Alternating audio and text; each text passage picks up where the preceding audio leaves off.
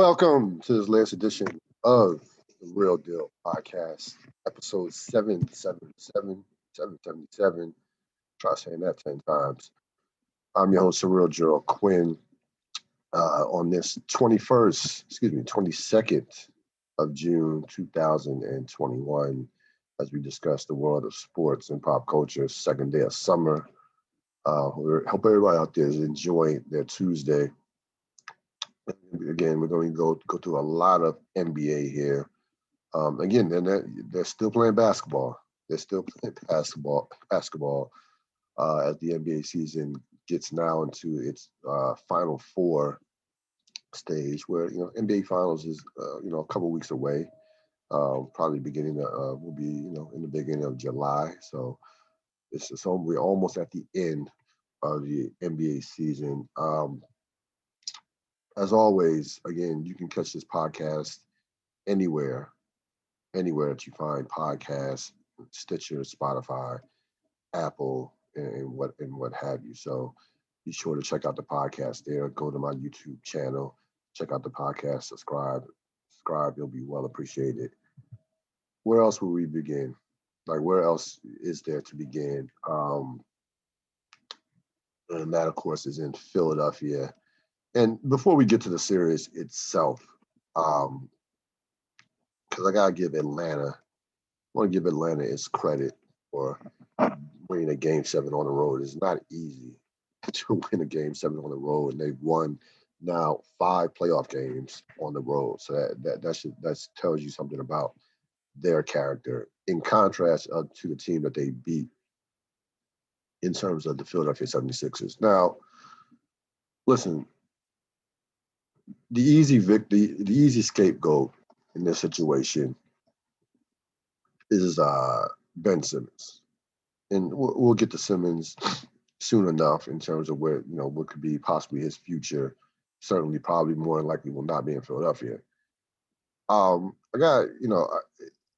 was thinking about this today, even yesterday, in regards to Simmons, and we as sports fans expect our teams to win. We want our teams to win. We expect guys who are making a lot of money to perform at a high level, especially a guy of Ben Simmons' caliber, of his skill set, minus the shooting, and of his, the fact that he's signed a max deal a couple of years ago.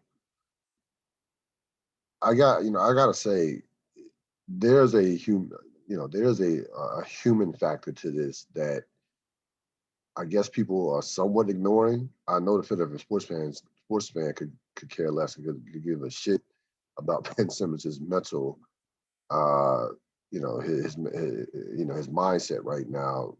They just wanted to win, but imagine getting to a point mentally where you cannot perform something that you have grown up, have just loved, that you love to do, that you cannot perform something that seemingly comes natural to you all of a sudden, to where the mind just does not allow for you to do what you want to do, what you love to do. I can only imagine what would it be like if you were a surgeon, if I were a surgeon and I could no longer operate on a patient because of whatever block mentally that I had. I really empathize with Ben Simmons' current situation that goes beyond playoff games and jump shots. I really do.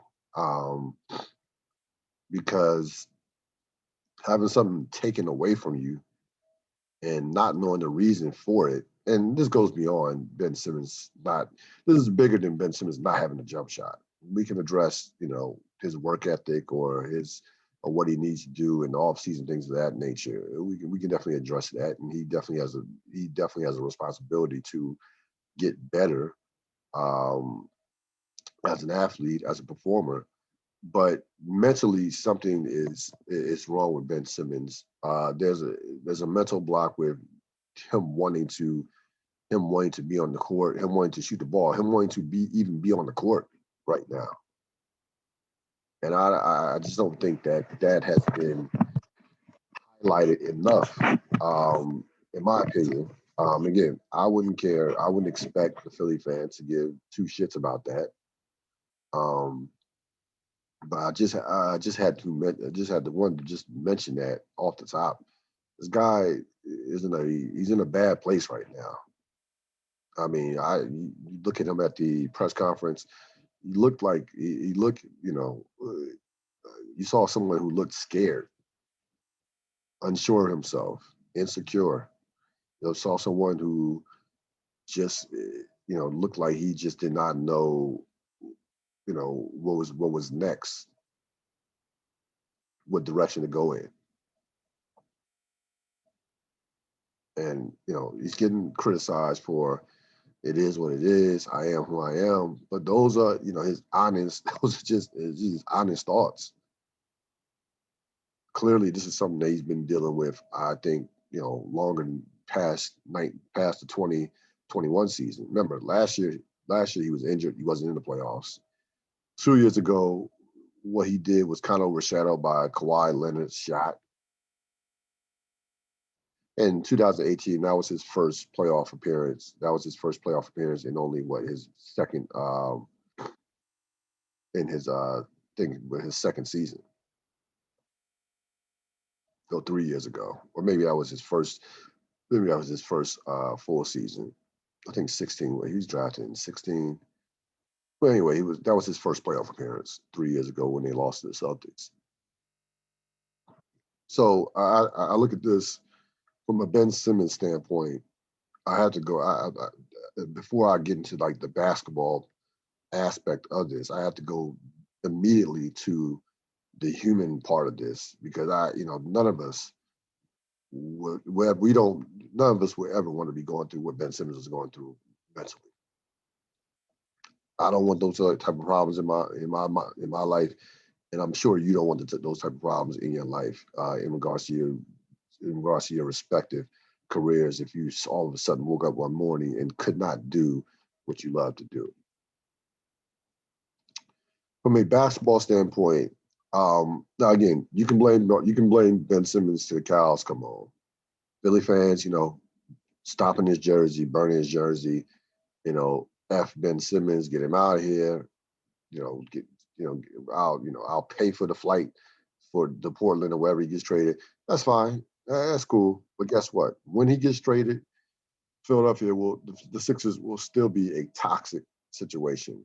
This organization, this culture is the reason why the Sixers are a number one seed that got eliminated in the second round, that blew an 18 and 26 point lead in a series, that lost 3 home games in a series. It's the Philadelphia culture, period. And this team was built on a culture of losing. If we go back to 2013, 2014, remember the process? How Hinkie told us, we're smarter than everybody else. We know what you're doing. We're smart and you're not. We're gonna do this, and then in a couple of years we're gonna be, everybody's gonna be basically, taking back what they've said about us because we're smarter than everybody else.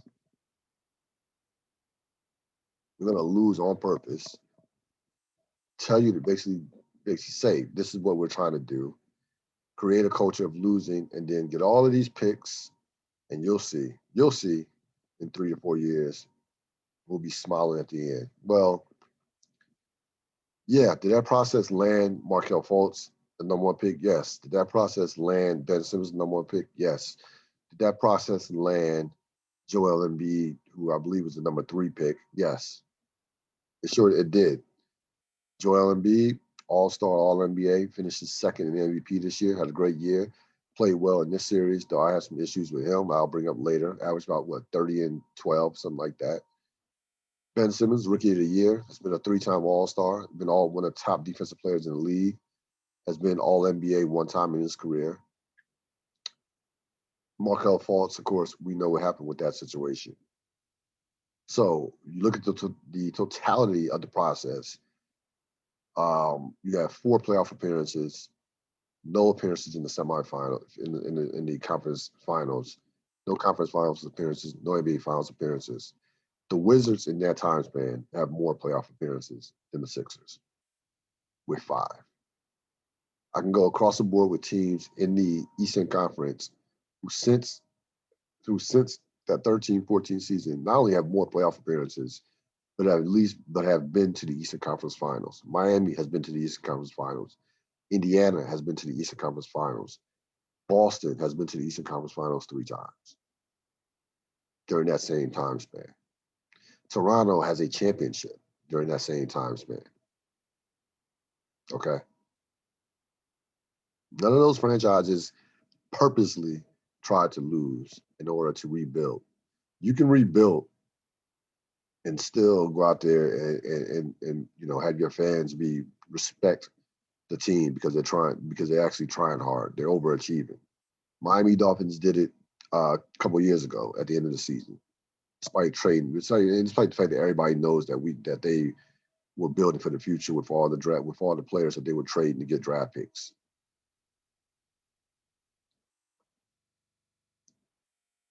So this is a culture that has been built on losing. This is a culture that was doomed from the start. Besides the fact that your 2 best players don't fit, are not a fit, and they never have been. Simmons would be better off in the post. Joel Embiid is a post player, so those 2 can't play together at the same time and be effective and have the team, be a championship caliber team.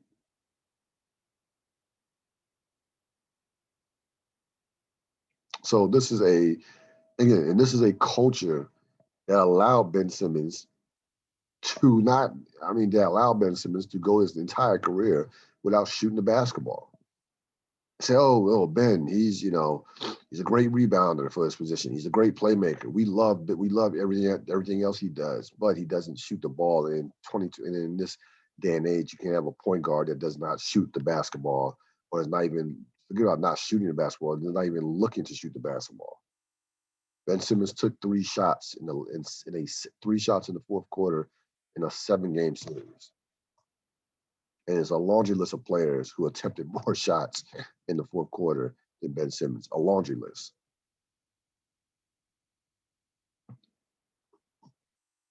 So again, this situation is way bigger than Ben Simmons. Ben Simmons is maybe one of the symptoms, but he is not the disease in terms of the situation, not by any stretch of the imagination. They'll trade Ben Simmons, and there will still be the Philadelphia 76ers, still a team that you can never trust and will never be able to trust in the postseason. You have a culture that has its best player and its head coach basically simultaneously throw Ben Simmons under the bus in a press conference. Joel Embiid, for all his talent and for all the great things he does on the court, I thought Embiid this year when he was healthy was the best player in the sport when he was healthy. That's the key word, when he's healthy, because he's missed almost half of his regular season games since he's gotten the league. Okay, he's not a leader. He gets in the press conference, has every excuse in the world. Every excuse in the world. I played on a torn meniscus, which was true. I played as hard as I could. But that particular play where we passed up on a layup and then missed a free throw, that was the turning point. That wasn't the fucking turning point of the game. How about your 8 turnovers in the game? How about that? I'm sure those 8 turnovers could have resulted in, those are 8 possessions that the Sixers didn't have because of those turnovers. Or maybe they score some more points with those particular possessions. I'm sure those were key in a game that was relatively close, that the Sixers could have used those extra possessions in a game 7 on your home court. And again, you look at NBA playoff numbers over the last 2 years; they've been great. He's basically 30 and 11. But you know what? They don't impact winning. Embiid is not a leader. And Embiid is not a guy who you can win with as your number one player. You cannot be your best player and you win a championship. That's just the reality of the situation. Can't be. Does not inspire other players around him. Goes out there, puts up numbers, and he'll get you to the playoffs. But there is a ceiling that you reach with Joel Embiid as your number one guy. And the bottom line is, and we saw it in this playoff series, or in this playoff run, as usual, you physically cannot be depended on. You couldn't make it past. I mean, you couldn't get past the first round physically.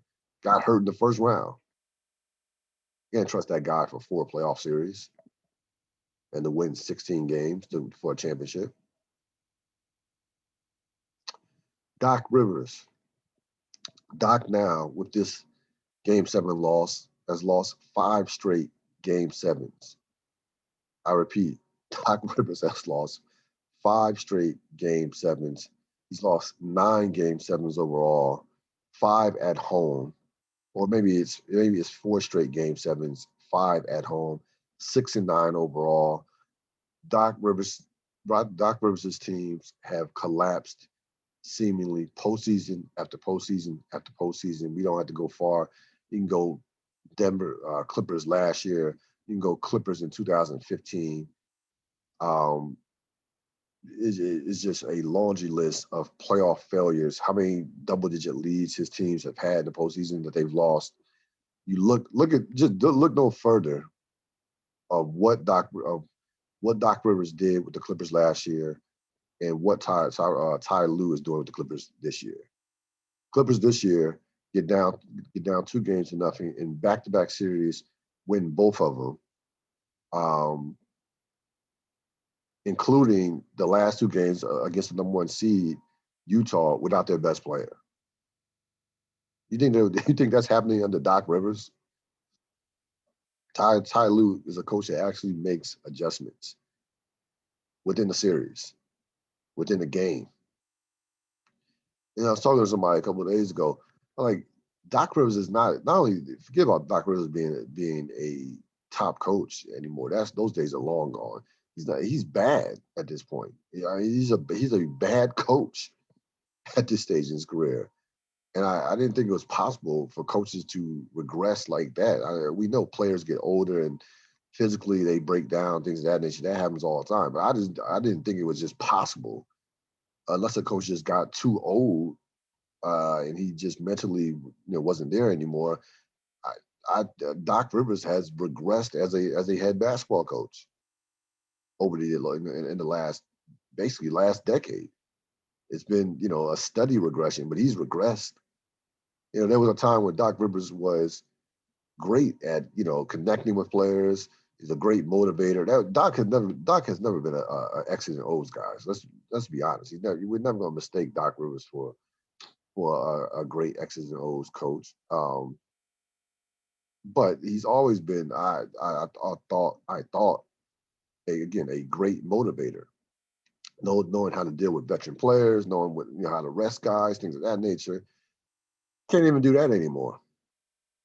I mean, Doc had a 10-man rotation in a Game 7.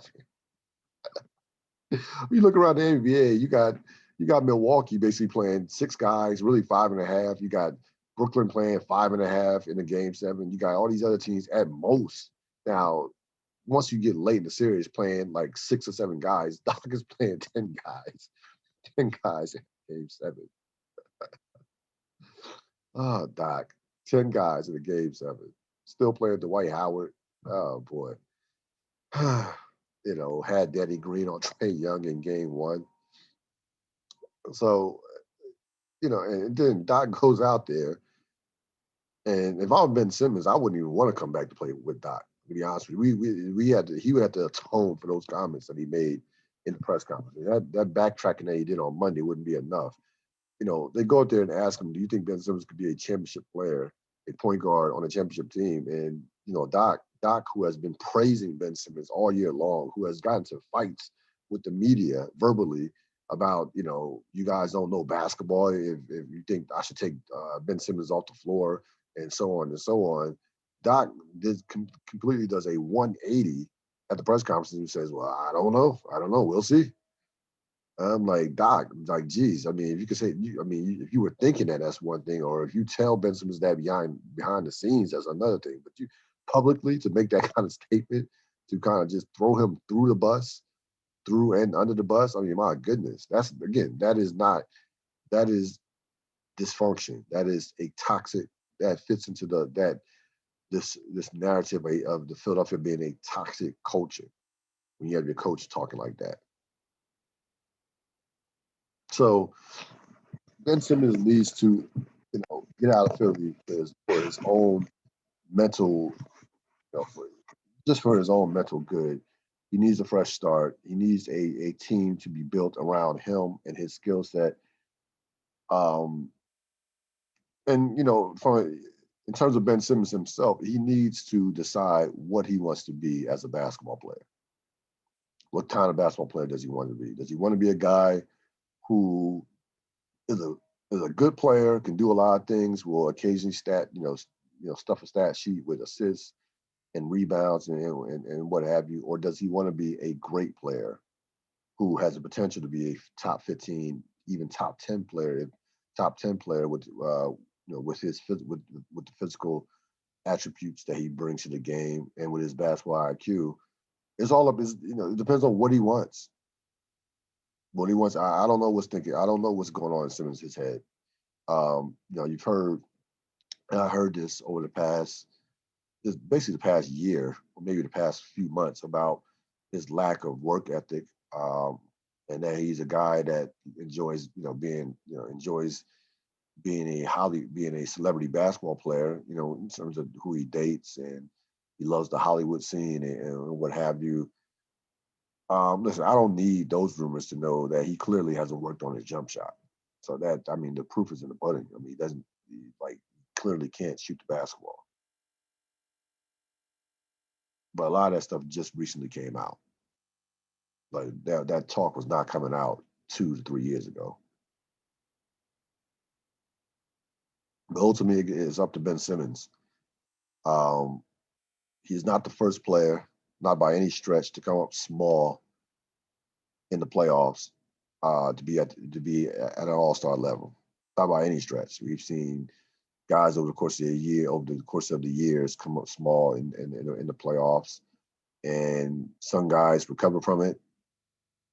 The great players, some guys don't recover from it.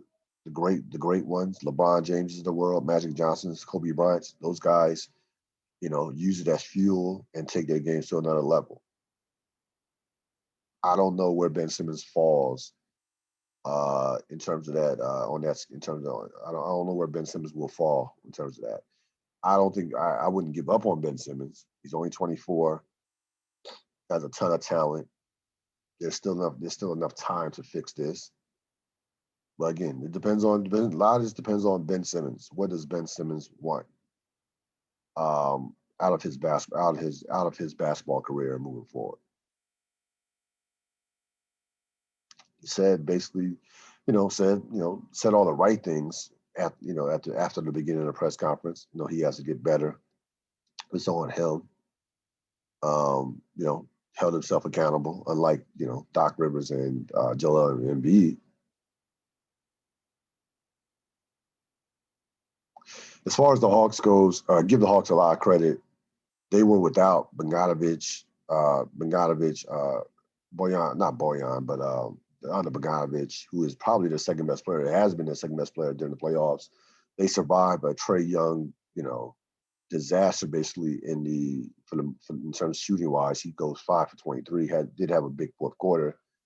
And you got guys like Kevin Huerter, coming up big. John Collins had like 14 and 16. They played excellent defense. And they, again, this is a team that has a lot of poise, a lot of this is a mentally tough team. And this is a team that changed their culture within the season. I mean, Atlanta, the coach gets fired. They get a mid-season coaching change, and they flourish after that. And next thing you know, they find themselves in the conference finals for the second time in 7 years. Of course, they would, they got to go back. It'll be ironic because they're going against the guy who last led them to the conference finals in Budenhouse and Coach Bud back in 2015, where they got destroyed, of course, by the Cleveland Cavaliers. But again, I've enjoyed watching this Atlanta team play. They move the ball. They become scrappy defensively, and they are a team that doesn't take any shit. Like they don't back down to anybody. We'll talk more later on about that upcoming series with Milwaukee. But give Atlanta credit. It is not, despite everything that was going on with Philadelphia, not easy to win a Game 7 on the road.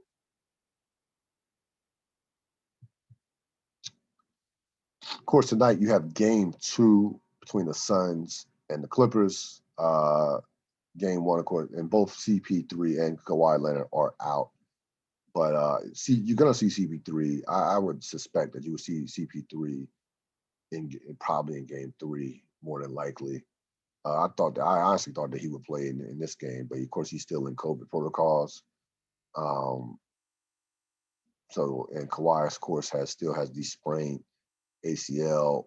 Now again, the talk has been all over the place with Kawhi. Nobody knows with Kawhi because Kawhi doesn't talk, and his camp for the most part doesn't talk. But I've heard things that he could be back before the series is over. I heard that that he may be done for the playoffs. So I don't know what to believe or who to believe. I just know because again, Kawhi doesn't talk. So I just know this. I think that CP3 will be back before Kawhi. I'll say that. So I will confidently say that they will have that the Suns will have CP3 before the Clippers have Kawhi Leonard. What a great game on Sunday between the Suns and Clippers. Very entertaining. Played on a very high level. It was Devin Booker showing that he is becoming an emerging star in this league. He's had a tremendous postseason, and he absolutely lit the Clippers up with a 40-point triple-double. Had a big third quarter. I think he had 18 in the third quarter, and really displayed his playmaking skills, displayed his poise under pressure. Did a great job of handling the double teams. Did not panic whatsoever, and was very patient in that game. That was the thing that jumped out to me, was his poise and patience. For a guy that's still very young, Devin Booker is 24, 25 years old, maybe, about 24 or 25. That was a big time win for Phoenix without a guy in Chris Paul who had been a top 5 MVP candidate. And Phoenix is right now, you look at the Suns, they are playing the best basketball of any team in the playoffs, and they have been the best team in the playoffs up to this point. Like right now, I know Milwaukee's favored because they took out the Nets, but right now, I think if I had a gun to my head, I would pick the Phoenix Suns to win the championship, especially with Chris Paul coming back. They have great balance. None of those guys are scared. They share the ball. They move the ball. And there is a chemistry that they have right now that seemingly to me is unmatched in the NBA right now. But again, I think this series against the Clippers will be a long series. I thought the Clippers played relatively well, minus the fourth quarter in that game. The fourth quarter, I think they were only like 8 for 23. You see Ty Lue playing a bunch of people. Again, we know what the Clippers' great rotation is in terms of the small ball. We saw that in the Utah series.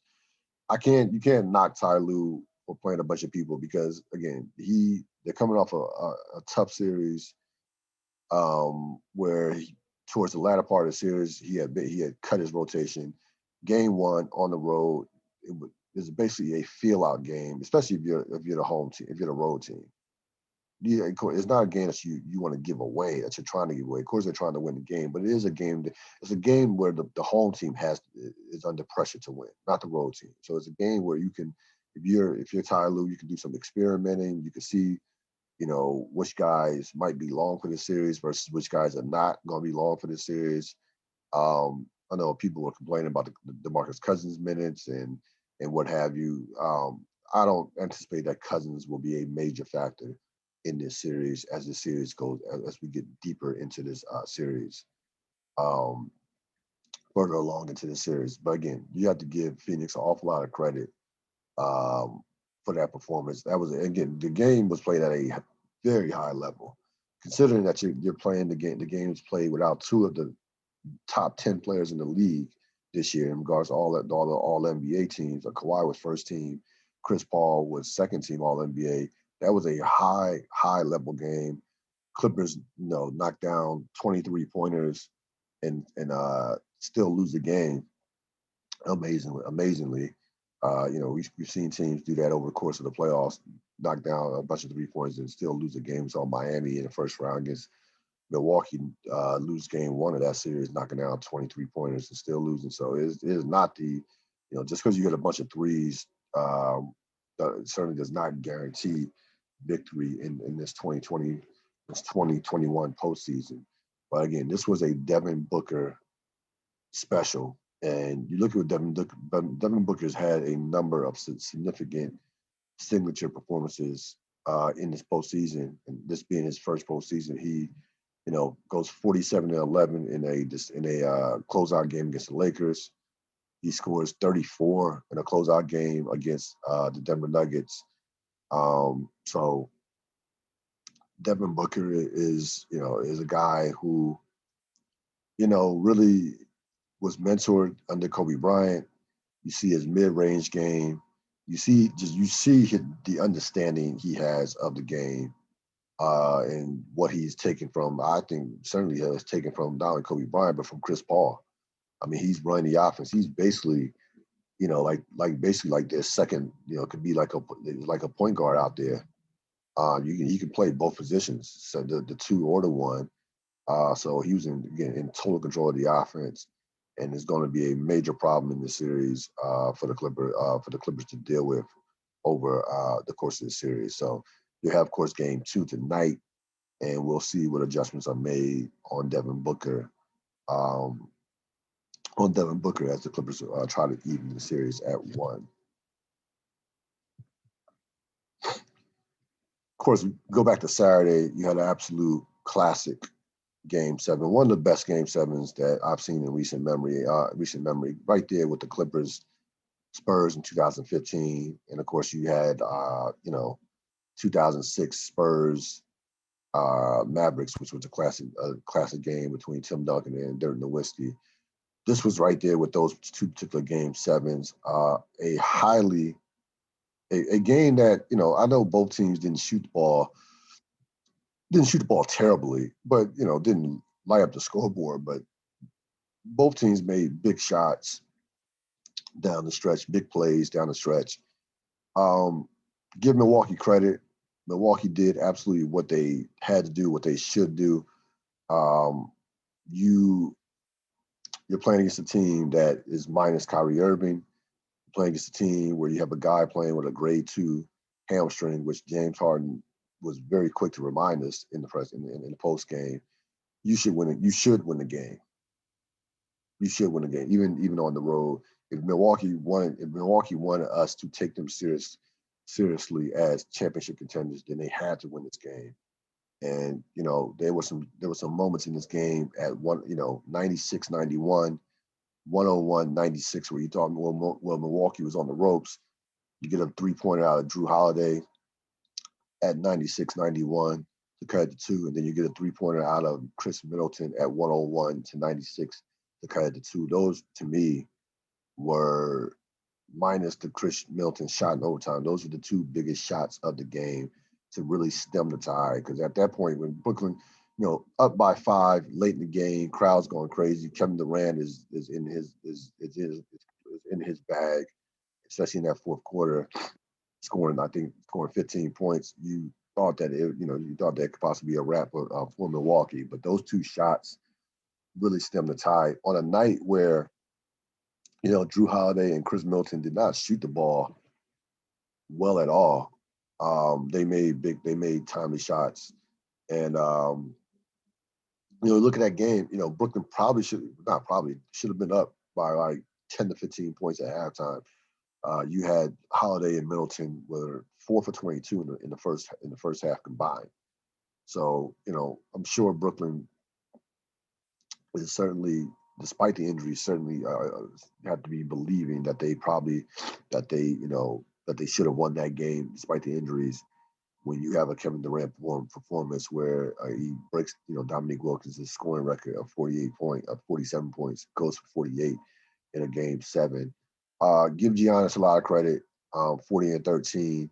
He goes 30 and 17 in game 6 and 40 and 13 in game 7. You see on the graphic 5 straight games, 5 straight 30-10 games to end the series. And basically, this the beginning of a lot of this series was basically criticizing Giannis for basically not being Kevin Durant. He's not a shot maker. He doesn't do this, doesn't do that. Like, there's nobody does what Kevin Durant does. Like, Kevin Durant is the best player in the world right now, and there is not a shot maker right now. Maybe, okay, there are 2 guys that are on the level in terms of shot making that Kevin Durant is, and I would say Steph Curry and Dame Lillard, but they're both 6'3". Kevin Durant is 7 feet tall, so that's the difference. Kevin Durant is one of the best shot makers in the history of the sport, without question. And right now, June 22nd, 2021, the best player in the world to me, without question. So you see what Kevin Durant did in the series: 35, 10, and 5, shot the ball well. He dominated during this postseason. And frankly, if you want to criticize him for being 0 for 6 in overtime when he had no legs, when he played, goes 48, 40, and 53, then knock yourself out. Because I'm not going to criticize Kevin Durant for not having any legs in that overtime, which he clearly didn't. As Brooklyn only scored 2 points in that overtime, and that was, of course, the Bruce Brown layup to begin with. So again, a strange series, a game where Milwaukee, frankly, had to win. Giannis quiets critics, at least for now. Like, to completely shut up critics, Milwaukee and Giannis and Mike Budenholzer will have to win a championship.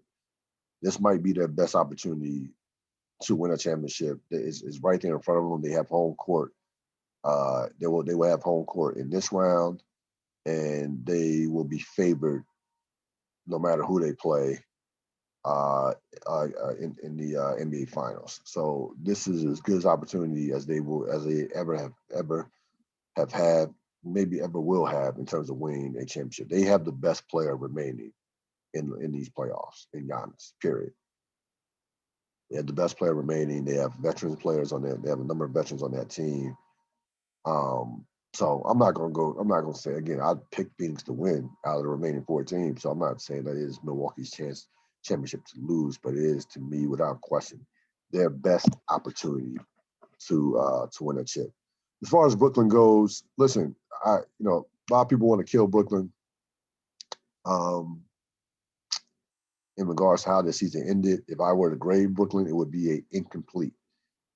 There's no way you can gauge this team fairly without talking about the injuries. You lose Kyrie Irving in game 4 of this, in the first half of game 4 of this series. You, in essence, lose James Harden in the first 17 minutes. At the first 43 seconds of game, or 17 seconds of game 1, and he's never the same after that with the hamstring. And you basically have Kevin Durant and a bunch of good role players and a couple of them not even showing up in regards to Joe Harris. Blake Griffin was tremendous in this series, by the way. And Blake Griffin he can't play any better at this stage of his career. So he was the lone role player that was consistent. The rest of those guys, Joe Harris, Green, even Jeff Green, Brown, those guys could not be trusted game in and game out. So I can't knock Brooklyn. I can't knock Steve Nash. for this first year. What I will say is, in regards to James Harden, we can rewind back to the beginning of the season when James Harden did everything in his power to get out of Houston, including coming into camp out of shape. Comes into camp out of shape in a compressed season, 72 games, and lo and behold, he suffers his first major injury basically of his career, to be honest with you. James Harden has been one of the Iron Men of the NBA, one of the more durable players this side of PJ Tucker and LeBron James in the league over the past half decade. So this is a guy that never gets hurt and was never doing load management, anything of that nature over the course of the last 5 to 7 years. So he comes in, I guess, I mean, it's one thing to want out of Houston, but I think that you might want to come into the season in shape, considering that you're going to play a lot of games in a limited amount of time. I think that would be I don't think it's a coincidence that the 1 year that he comes in out of shape that he gets hurt. I don't find that to be a coincidental at all. And it turns out, and he gets hurt in the regular season, misses a bunch of games, and it wasn't able to, and then gets hurt in the playoffs, and it cost Brooklyn. So you want to call that karma? You want to call it what you want to call it, but James Harden was brought into Brooklyn as Kyrie Irving insurance, period. Kyrie Irving has not been healthy, is another guy who has had trouble staying healthy over the course of his career. He's missed now 4 out of the last 7 postseasons. He's been hurt. And that includes the bubble from last year. So you can't be a liability physically when you are supposed to be the insurance. Because you're winning a championship with a healthy James Harden and Kevin Durant. Period. I don't care what anybody says. This team didn't even need all 3 to win a championship, in my opinion.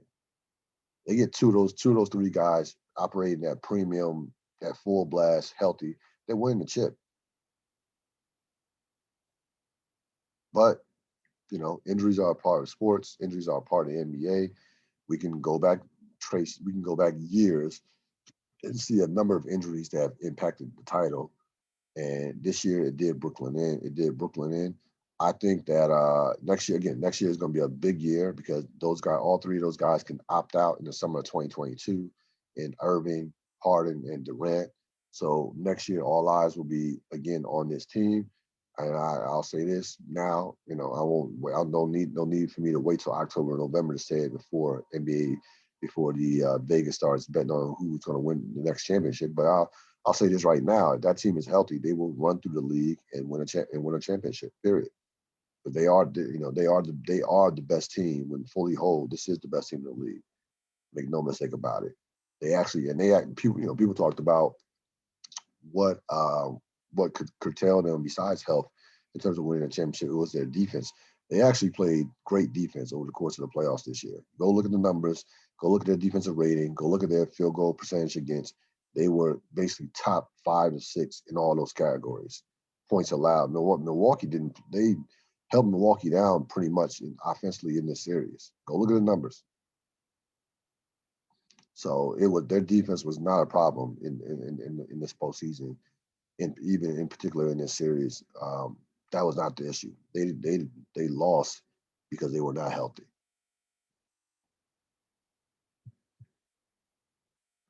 Getting back to, again, I know this game took place on Friday night, but it was one of the most peculiar, strangest games that you will ever see in the playoffs, and that was what the Clippers did to Utah in that second half. Clippers are down by Clippers in the third quarter of that game were down by 25 points. Down by 25 points, and came back, outscored Utah 81-47. Shot the lights out, hit something like 14 or 19 from the field, from the 3-point from 3. Shot 71% in a half. And of course, Terrence Mann goes berserk with 39 points. Reggie Jackson had 28. Paul George got loose in the fourth quarter. And of course, a lot of this came at the expense of one Rudy Gobert, who, as the primary defender, the Clippers were 12 for 15 against Gobert as a primary defender. Gobert should have been, should have got played off the court. Quinn Snyder stuck with Gobert, put him in an impossible spot as he's up there trying to cover guys who are 6'5". And Ty Lue went to a super small lineup, going with basically with Reggie Jackson, Terrence Mann, Patrick Beverly, Paul George, and who's the other guy, the fifth guy that he had on the floor. There's another guard. And he even took Morris. And he even took him. He went super small, basically like 6'6". Like Paul George was basically the center. I forgot the other player that was on the court. It will come to mind. It definitely will come to mind. But I know you had Paul George, Patrick Beverly, Reggie Jackson, and the fifth. Oh, Batum, Nicholas Batum. That was so he, Batum was the other guy. So Batum basically was a power forward. Paul George was the center, or Paul George was the power forward. Batum was the center, and three basically, small guards with Beverly, and Mann, and Reggie Jackson. Reggie Jackson's about 6'7", 6'6", 6'7". But he goes with the super small lineup, and Utah had, of course, no answer for that. Again, Quinn Snyder should have absolutely took Rudy Gobert off the floor. Like, you can't leave Rudy Gobert on the floor. I mean, I don't see and I don't blame Rudy Gobert. I mean, you just cannot. It's impossible for him to cover all that ground. And they got a bunch of open shots, especially corner threes. And now, Utah, I never trusted Utah to win a championship. I thought they were the epitome of a great regular season team. And now they are in a similar position that Philadelphia is in. You have two second best players who are making max money, and they both are liabilities. Ben Simmons is a liability with his shooting. Gobert is a defensive and offensive liability. Really, a defensive liability when a team decides to spread him out and go small, and he just can't guard at that point. So he has 4 years, $157 million left on his deal with a player option in his last year for $46 million. Conley's an unrestricted free agent. Ingles is an unrestricted free agent. I guess they could probably re-sign Conley for a much cheaper rate. Conley, of course, signed that Supermax contract, which was the first Supermax contract signed back a couple of years ago in Memphis, where he'll make $34 million this year before he's off the books. I mean, you could probably get him now, at this point. I know he made the All-Star team, but you could probably get Conley probably for about half that because it's late in his career. But, even if they don't re-sign Conley, there are a number of point guards that you can get off the market. As far as tradable commodities, you're not, because I don't think Gobert has a lot of trade value. Ingles is a guy, he has 1 year left, $12 million that you could possibly move, that maybe you can get some value for. I don't see a lot of moves for Utah, to be honest with you. I don't see a lot of ways that they can go, that they can improve their team. And to me, it's going to get to a point to where, and we haven't heard this as of yet, but remember early in the playoffs, there was a situation between Donovan Mitchell and the medical staff and that franchise about, his ankle. He wanted to play game 1 against Memphis. They wouldn't let him play. And, he was heated, and they lost that game, and he ends up just destroying Memphis for the rest of the series. So maybe that has gone away, but that wound is, I'm sure it would not take a lot to reopen that wound. But if I'm Donovan Mitchell, you look at the last 2 postseasons, Utah has a 2-0 lead. They blow a 25-point lead in Game 6 this year. Last year, they blow a 3-1 lead against Denver. This is despite the fact that their best player last year averaged 36 points a game, shot the lights out. This year, on a bad ankle, and he was legitimately hurt. He still averages 32 points a game in these playoffs, and was tremendous for the most part in this series. Some point down, Mitchell is going to realize that he cannot win a championship with Utah. Now, on pure ability and stubbornness, that might not be for this following year, but I don't see Donovan Mitchell at this rate finishing his career in Utah if they cannot, unless they pull off a miracle with a draft pick or some type of trade or something falls into their lap. So it'll be very interesting to see what they do moving forward. Again, this is a team that needs to get more athletic on the perimeter. Their perimeter defenders are too slow and cannot defend wings, cannot defend quality wings like Paul George, like a Paul George, like a Kawhi Leonard, like LeBron James is some of the guys to say some of the guys that just to name a few in the Western Conference, Michael Porter Jr., Devin Booker. So there are a number of talented wings that they just cannot defend right here, right now. And for me, they're in a tough position.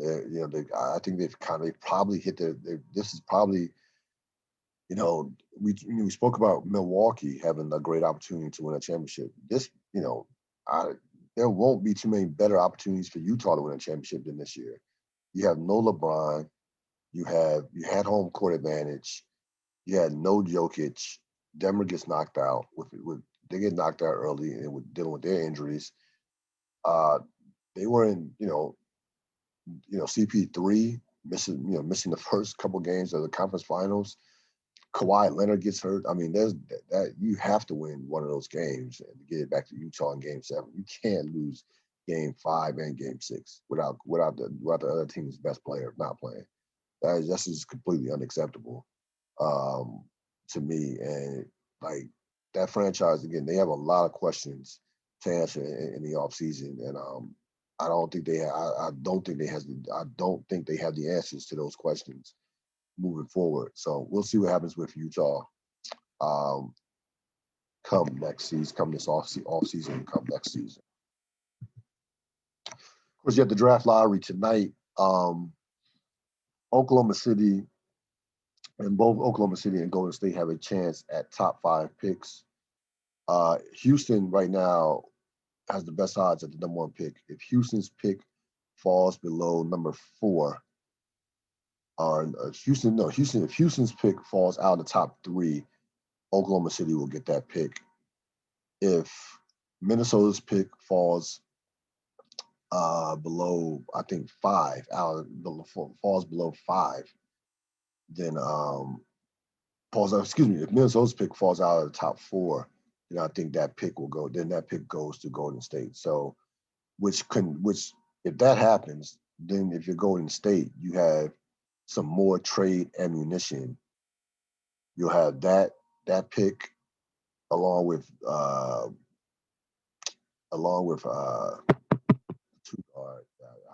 Andrew Wiggins. You have that pick along with Andrew Wiggins, and even Wiseman is a trade asset. Despite what happened last year, still a valuable trade asset.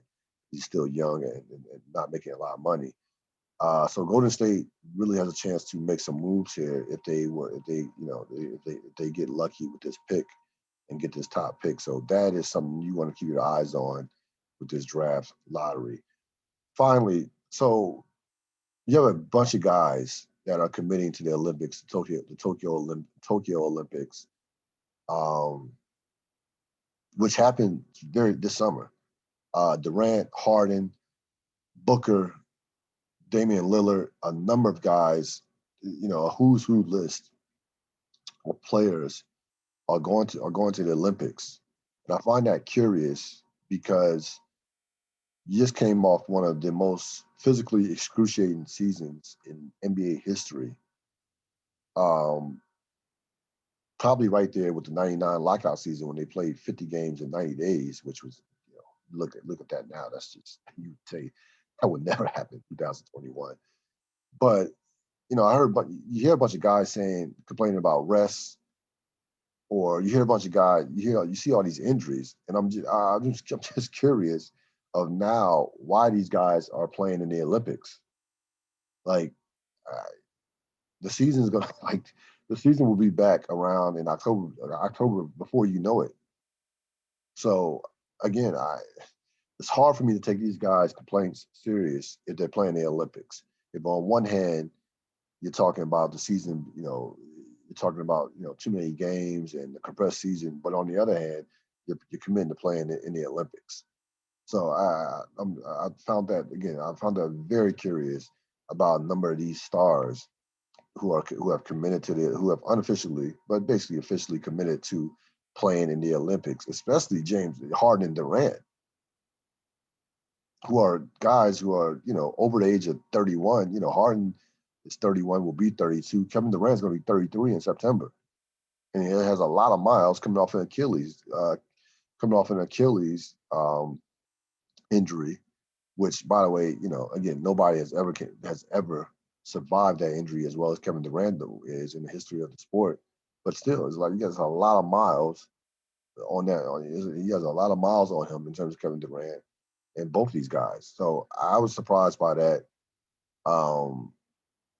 But I guess, in terms of this is marketing and things of that nature, just, in terms of their brand, and they want that kind of publicity. But I wouldn't do it myself. If I would rest up get my body rested for the next season. Because again, the next season is going to be coming around before you know it. October is not that far away when you think of it. When you think about it, it's not.